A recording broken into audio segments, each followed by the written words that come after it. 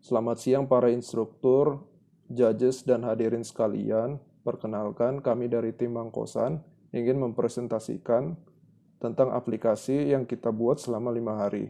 Pertama-tama, kami ingin menjelaskan tentang mengapa aplikasi ini dibuat. Kenapa kami membangun aplikasi ini? Karena dengan adanya permasalahan yang sering terjadi bagi para pemilik kosan, seperti pembukuan yang kurang maksimal karena mengandalkan pencatatan yang dengan buku yang masih sederhana. Kemudian, masih ada yang hanya mengandalkan daya ingat personal tanpa melakukan pencatatan. Kemudian, masalah yang ketiga, kesulitan owner untuk mengingatkan penghuni yang telat membayar. Akibatnya, banyak hal yang bersifat penting menjadi lupa, seperti halnya pembayaran, sehingga menimbulkan kerugian yang cukup untuk seorang owner. Aplikasi yang berbasis React Web ini dibuat untuk memudahkan penggunanya dalam memonitor perkembangan kosannya. Aplikasi dapat menampilkan grafik yang berisi informasi mengenai pemasukan dan pengeluaran, serta menampilkan status kamar properti tersebut. User mendapat laporan keuangan bulanan melalui email, lalu aplikasi ini juga dapat mengirimkan reminder kepada penghuni kosan ketika telat membayar sewa. Berikut adalah anggota dari tim Mangkosan. Saya sendiri Muhammad Reza, background saya teknik informatika. Saya berperan sebagai team leader dan juga full stack developer, di mana saya bertanggung jawab di bagian TDD dan juga fitur monthly report. Perkenalkan, nama saya Muhammad Ihsan, background saya Agriculture Engineering. Dalam pengembangan web ini, saya memiliki role sebagai front-end developer yang bertugas dalam layouting design dan juga wiring dari back-end ke front-end. Perkenalkan, nama saya Muhammad Taufik Hidayah, background saya dari farmasi. Role saya di sini sebagai full stack developer yang mana berfokus pada back-end dalam membuat RESTful API. Saya Rahmat Cahaya, background saya akuntansi. Saya berperan sebagai front-end developer pada bagian layout dan wiring. Perkenalkan, nama saya Billy Pesot, background saya sistem informasi, dan dalam proyek ini saya bertanggung jawab di bagian fitur reminder untuk penghuni kos. Oke, saya di sini akan melakukan test driven development.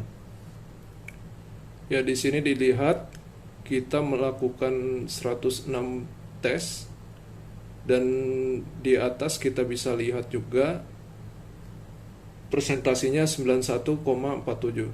Hal ini dapat disimpulkan aplikasi kita berjalan dengan baik. Saya akan melakukan demo. Pertama-tama, kita akan diarahkan ke halaman tenant, di mana pada halaman ini terdapat tabel yang berisi daftar seluruh nama yang telah menjadi tenan.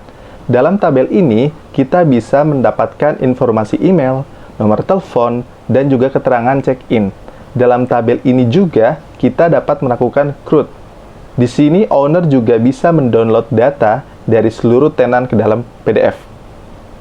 Kemudian, setelah member baru terdaftar, owner akan mengarahkan ke halaman payment untuk melakukan input pembayaran payment, di mana di halaman payment kita dapat melihat informasi dari seluruh payment yang akan dibayarkan dari tenan kepada owner.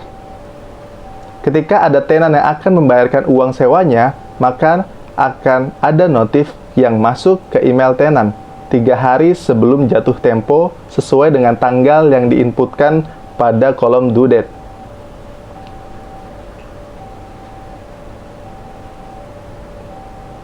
Terlihat bahwa reminder yang berupa email sudah masuk ke dalam email tenan, di mana dalam email tersebut berisikan informasi tentang jumlah yang akan dibayarkan oleh tenan ke owner kosan.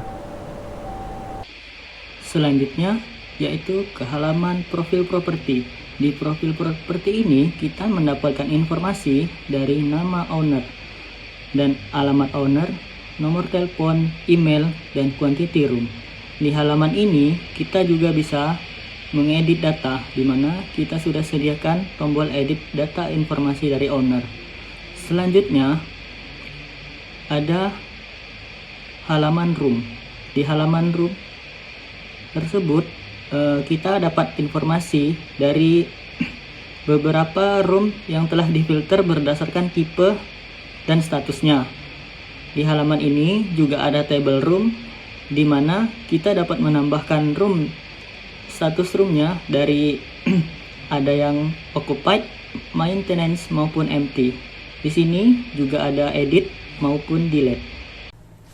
Selanjutnya ada table history. Di sini kita dapat melihat pengeluaran user, kemudian user juga dapat menginput pengeluaran baru dan dapat mengedit atau menghapusnya.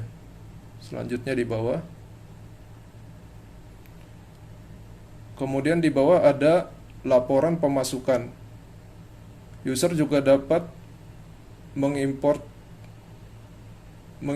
mendownload PDF-nya dan dapat melihat tabel pemasukannya itu. Pada halaman dashboard, di sini kita dapat melihat pemasukan dan pengeluaran dalam bulan ini, yaitu bulan Juni. Kemudian di bawah juga terlihat grafik pemasukan dan pengeluaran. User juga dapat mendownload PDF-nya secara manual atau menunggu laporan keuangannya yang akan dikirimkan melalui email. Email akan berisi PDF yang akan menampilkan tabel berisi pemasukan dan pengeluaran. Selanjutnya di bawah ada status room. Di sini user akan dapat melihat apakah room itu empty, maintenance, atau occupied. Untuk workflow dari aplikasi ini, awalnya user mengakses aplikasi dari browser. Dan selanjutnya, semua data yang diinput oleh user melalui server akan disimpan di dalam database. Kemudian, ketika user ingin melihat data, maka server akan merespon dan menampilkan informasi sesuai permintaan user lewat aplikasi.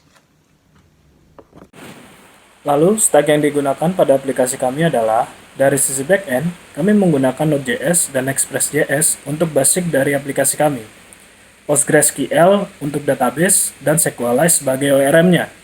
Untuk keperluan testing, kami menggunakan Jest. Untuk mengirimkan reminder kepada tenant, kami menggunakan NodeMailer dan cronjob untuk otomatisasi. Dan untuk deploy, kami menggunakan AWS EC2. Sedangkan pada bagian front-end, kami menggunakan React.js sebagai library-nya, React Navigation untuk navigasi, Redux untuk state manajemennya, React Bootstrap untuk UI framework. Sebagai host, kami menggunakan Firebase dan beberapa stack lainnya seperti Chart.js, Grid.js, dan Suite Alert 2. Sekian presentasi dari tim kami. Jika ada salah kata, kami mohon maaf, dan jika ada pertanyaan, kami serahkan kepada moderator. Terima kasih.